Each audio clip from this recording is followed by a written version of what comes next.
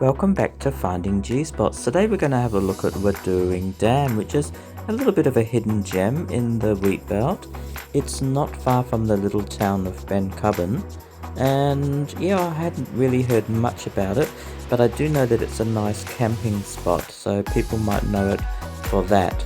You can't actually swim in the water there where the little dam is, but it is very nice. You can walk around there, and like I said, if you're into camping, there's a nice little camping area and a toilet as well, and yeah, dogs are welcome.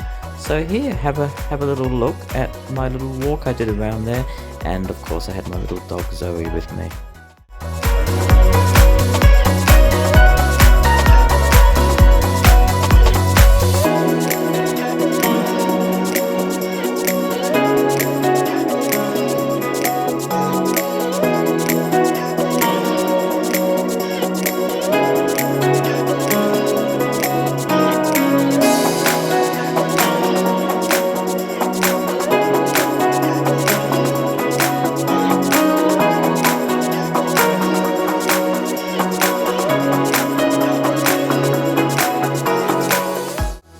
I think Zoe chased a lizard and fell into the dam and had a little swim, which I'm not sure she wanted to do.